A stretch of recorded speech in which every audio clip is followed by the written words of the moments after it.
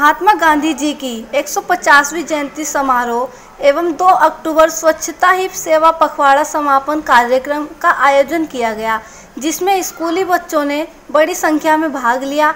ये आयोजन नेहरू युवा केंद्र जिला उत्तर पूर्वी दिल्ली के द्वारा किया गया, जिसमें मुख्य अतिथि रहे पूर्व निगम पार्षद रेखा रानी, निगम पार्षद साजिद खान व अनूप आकाश वर्मा तथा अन्य व्यक्ति मौजूद रहे। सफाई कर्मचारियों की जो मांगे है वो बिल्कुल जायज मांगे है। हम सभी जानते हैं कि 6 बजे सुबह उठकर अपना घर छोड़ के जो आदमी नाले हमारे घरों के कूड़े उठाने का काम करता है, उससे भी अगर आप लोग सैलरी नहीं दोगे, उसको सुविधाएं नहीं दोगे, तो किस तरीके से आपका स्वच्छ भारत अभियान सफल हो सकता है? नहीं हो सकता ना।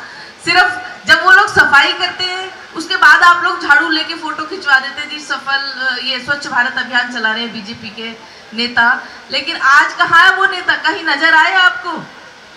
कहीं कोई नेता झाड़ू लगाता वो नजर आया जो कहते हैं जी मोदी जी का स्वच्छ भारत अभियान पखवाड़ा चल रहा है, ये 15 सितंबर से लेकर 2 अक्टूबर तक। वहीं हमारे लाइव न्यूज के संवाददाता ने पूर्व निगम पार्षद रेखा रानी से इस मौके पर खास बातचीत की।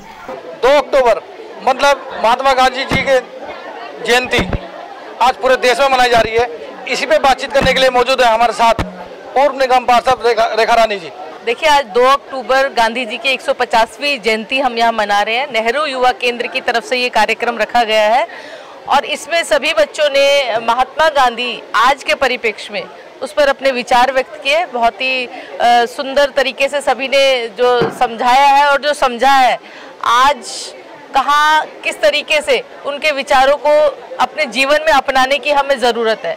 तो सभी बच्चे जो है नेहरू युवा केंद्र से जुड़े हुए हैं और मैं भी पिछले 6 साल से जुड़ी हुई हूँ नेहरू युवा केंद्र के साथ और हर साल की तरह इनके ये आज कार्यक्रम यहाँ किया है। अब ये छोटी सी एक रैली भी करेंगे जिसमें स्वच्छता का संदेश देंगे और नेहरू जी की सारी शिक्षाओं के बारे में संदेश देंगे।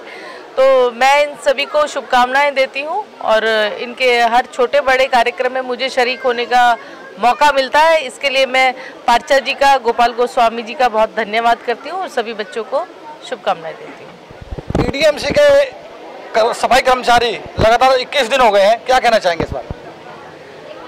देखिए, एक तरफ हम आज मोदी जी का जो स्वच्छ भारत अभियान एक पखवाड़ा 15 सितंबर से लेकर आज 2 अक्टूबर को आज इसका समापन है और दूसरी तरफ हम देखते हैं कि 13 सितंबर से आज लगभग 20-21 दिन हो चुके हैं ईडीएमसी में सफाई कर्मचारियों ने हड़ताल की हुई है। उन्होंने अपनी जो मांगे रखी हुई है उसको ईडीएमसी की तरफ से नहीं माना जा रहा है। उनके वेतन है, एरियर है और कैशलेस मेडिकल है और बहुत सारी जो उनकी मांगे हैं छोटी, उन जायज़ मांगों को अगर मान लिया जाए तो जनता जो आज कूड़े के ढेर पर बैठी है उन्हें थोड़ी राहत मिल जाएगी। क्योंकि कूड़े का ये आलम है कि हर गली मोहल्ले में बहुत बड़े बड़े ढेर लग चुके हैं, बाहर निकलना दूभर हो गया। हर कोने पे इतने ढेर है कि वहाँ ट्रैफिक तक जाम हो जाता है और ये मौसम बीमारियों का मौसम है, महामारी फैल रही है, हर घर में कोई ना कोई बीमार हो रहा है। तो मैं तो यही कहूँगी कि प्रशासन को इन चीज़ों को गंभीरता से लेना चाहिए। जनता की स्वास्थ्य के साथ कम से कम खिलवाड़ ना किया जाए और इस उनकी मांगों को मानकर हड़ताल को जल्द से जल्द खत्म करवा दिया जाए। दोनों ही जो एमसीडी में बीजेपी का शासन है और दूसरी तरफ दिल्ली में केजरीवाल जी का शासन है, दोनों ही एक दूसरे के ऊपर ब्लेम गेम कर रहे हैं सिर्फ।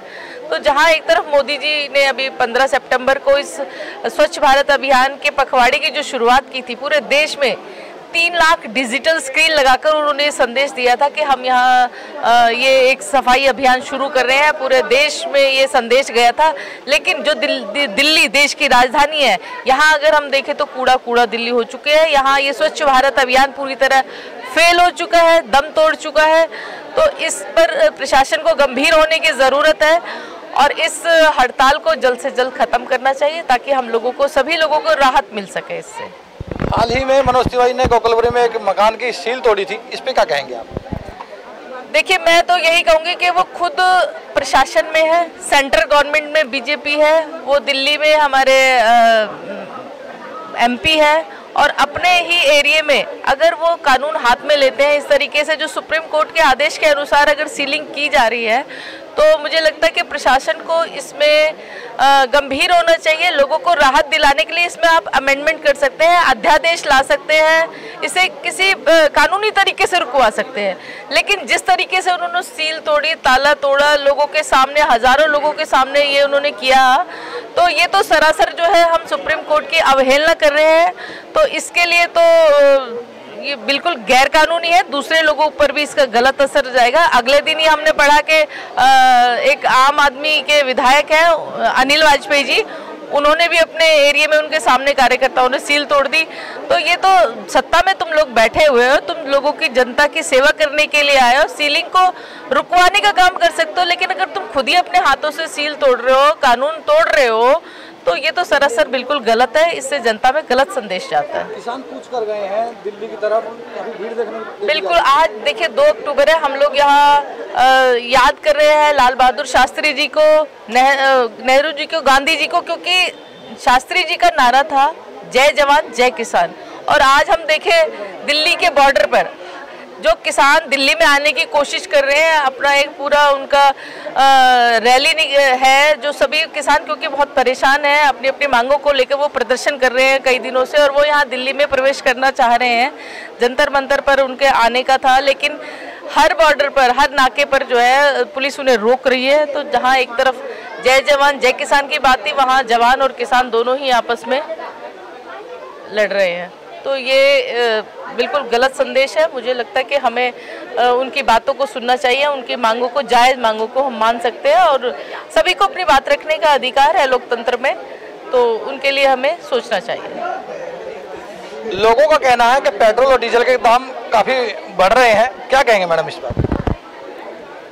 देखिए, जब भी पेट्रोल और डीजल के दाम पहले बढ़ते थे, मैं कहूँगी कांग्रेस की बात अगर मैं करूँ, कांग्रेस के टाइम में बढ़ते थे, तो ये लोग कहते थे कि जैसे जैसे ये डीजल के दाम बढ़ रहे हैं, उससे महंगाई बढ़ रही है, जनता परेशान हो रही है, तो इसके लिए प्रधानमंत्री को इस्तीफा देना चाहिए। आज मैं पूछती हूँ कि वो प्रधानमंत्री, आज मोदी जी प्रधानमंत्री है, आज जब वो विपक्ष में थे तब वो ये बात कहते थे, लेकिन आज उस टाइम क्योंकि विश्व में मंदी चल रही थी, मनमोहन जी की सरकार थी, प्रति बैरल जो है तेल का रेट बहुत ज़्यादा था इंटरनेशनल मार्केट में, लेकिन आज वो लगभग आधा हो चुका है, लेकिन कीमतें लगभग दुगनी हो चुकी हैं। तो उन्हें रोकने का प्रयास बिल्कुल नहीं किया जा रहा है। एक तरफ स्टेट गवर्नमेंट जो है वैट बढ़ाती जा रही है, दूसरी तरफ सेंट्रल गवर्नमेंट अपने टैक्सेस बढ़ाती जा रही है, जिसकी वजह से ये रेट बढ़ रहे हैं। और क्योंकि जब भी पेट्रोल और डीजल के रेट बढ़ते हैं तो ढुलाई महंगी हो जाती है, जो भी सामान हिंदुस्तान में इधर से उधर जाएगा, दूसरी जगह जाएगा, तो वो ऑटोमेटिकली महंगा हो जाएगा, जिससे महंगाई भी बढ़ जाती है और सभी लोगों को इसका शिकार होना पड़ता है। सभी लोग जो है ये थे हमारे साथ पूर्व निगम पार्षद रेखा रानी जी, कैमरामैन अभिषेक के साथ धर्मेंद्र कुमार, लाइव न्यूज दिल्ली।